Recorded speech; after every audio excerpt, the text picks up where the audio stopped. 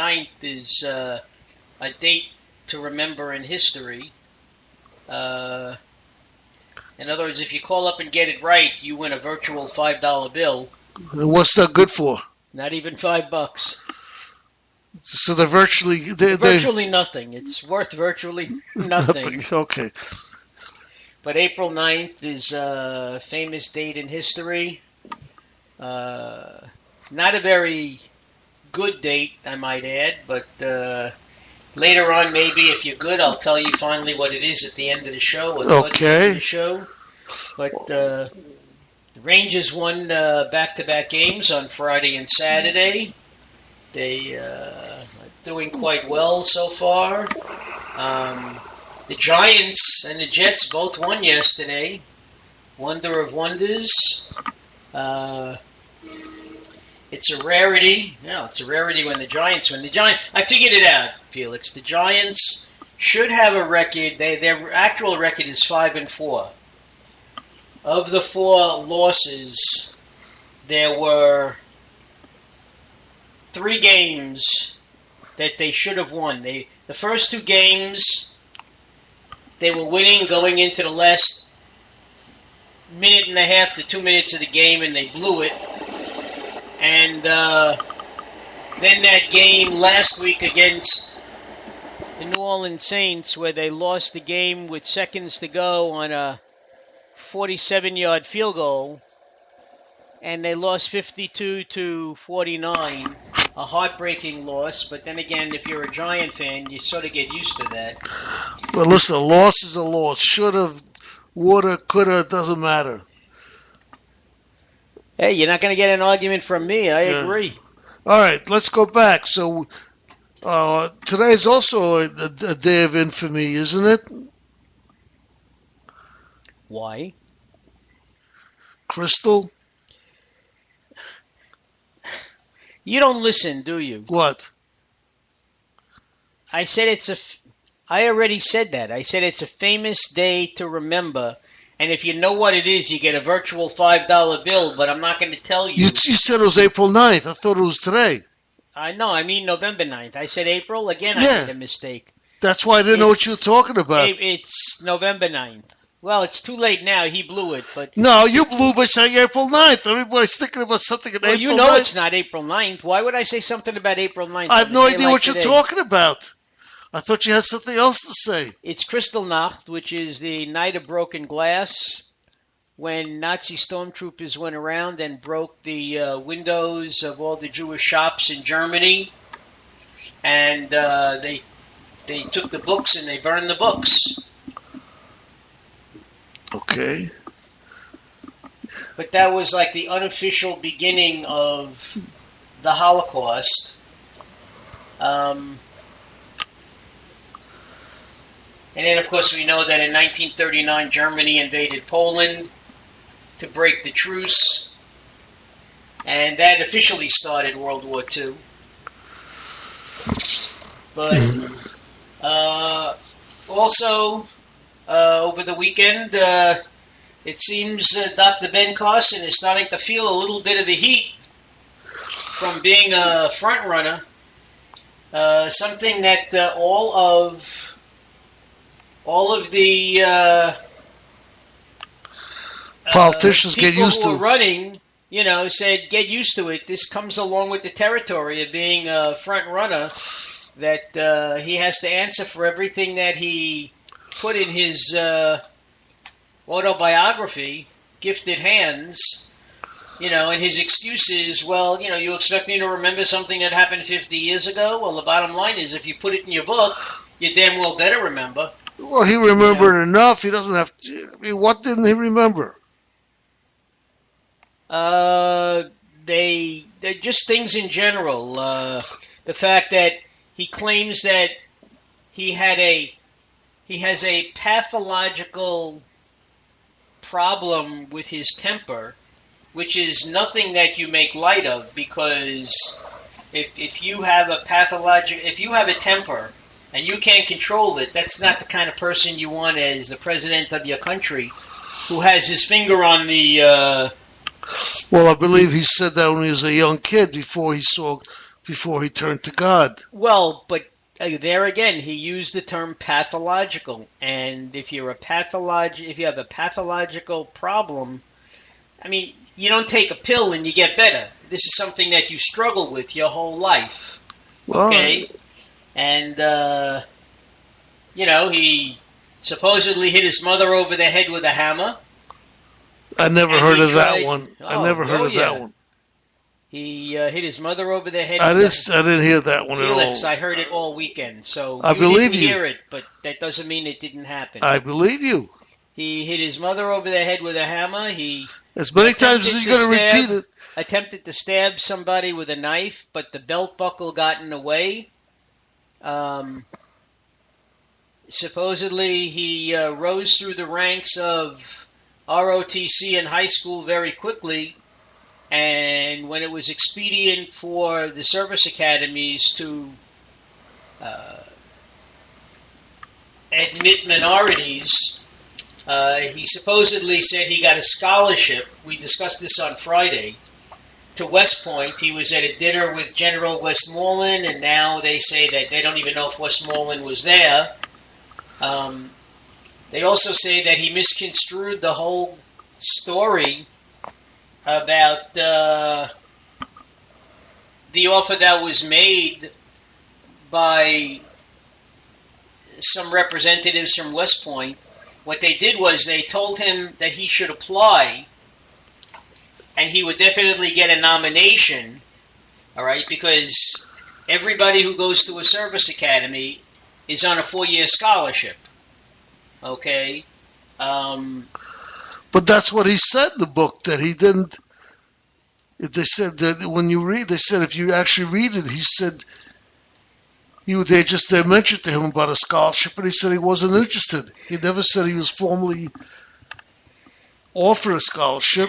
This is what the media came up with. I don't know. Like I said, I'm only telling you what I heard. And, but there were quite a few things that seemed to be twisted around. And, he thinks he's being picked on. But the bottom line is, when you are a front runner, these are things you have to expect. Well, his famous thing is, why did Obama have his records sealed from college? And nobody was wondering about that. Now, we mentioned that on Friday, too. His records from Occidental College in California. Okay. He said, how do you go from Occidental College to Columbia? All right. Well, stranger things have happened. How do you go from being a gangbanger to getting a scholarship to Yale? One could say the same thing. Yeah, I know, but the strange thing is that his files were sealed.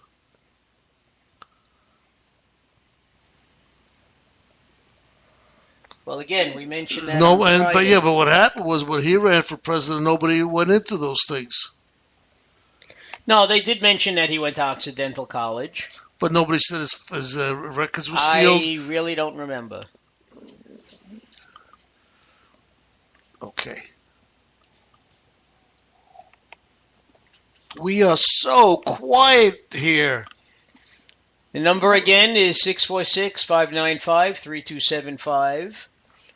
I will say that over the weekend on Saturday, I called up Chad the Challenger, who shares some of our time on Saturday night, and he was gracious enough to plug our shows on Monday and Friday.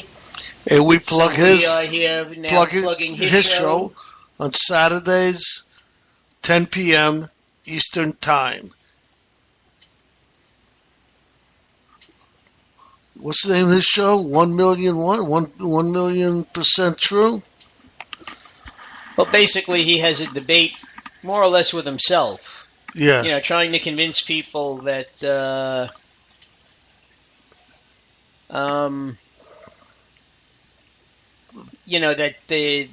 creationism, creationism versus evolution. Well, that's just one of them. The other stuff is that, he's a born-again Christian, and They are the only two true Christians there are, as the born again. So he's got quite a struggle to convince people. Well, it's kind of tough, when you tell people that they have to deny their family and all kinds of stuff and to find the true path. But that's his problem. Anyway, what else do we have to say about that? I forgot what else I put in the blurb. Oh, the blurb. If they read the blurb, the people don't even have to listen to the show. You got so much written in the blurb. Well, we don't go into any great detail. We just mention a little bit. Yeah, no. Why? And when people read a newspaper, what do? They only read the headlines anyway. That's very true. Or maybe the first sentence, and that's the end of it. They're still not 100% sure that it was a bomb.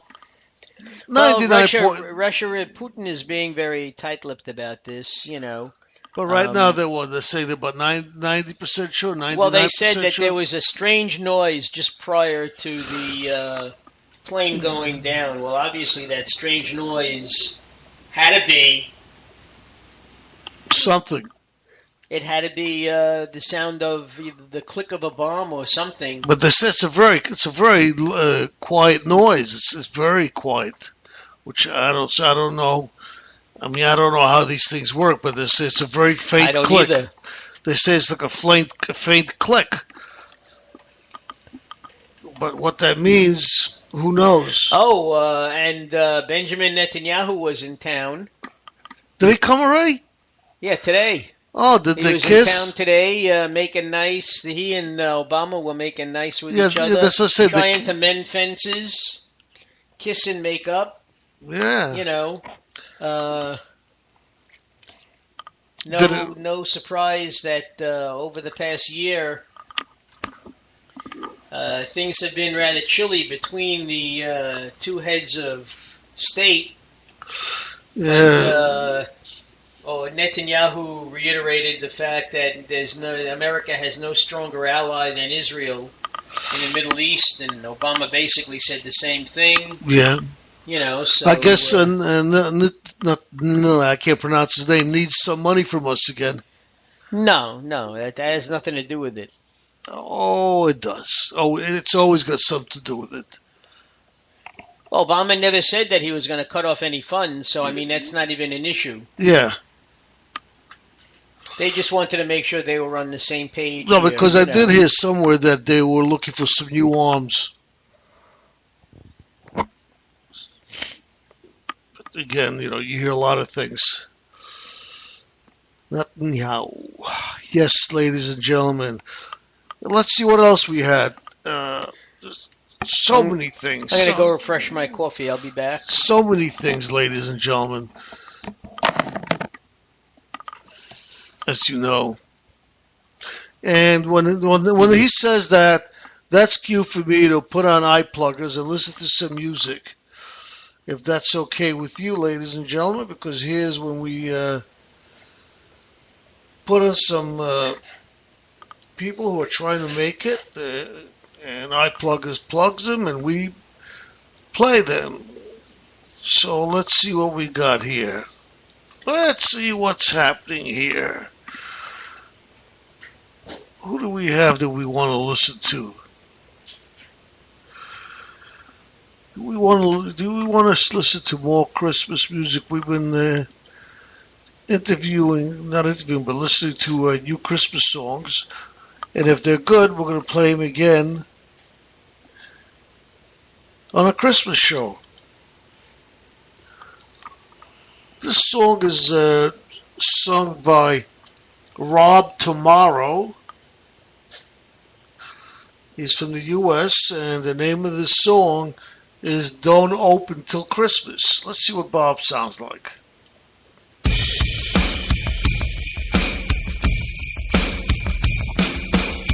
Christmas comes but once a year. I miss you so much, baby. I wish you were here. Whoa.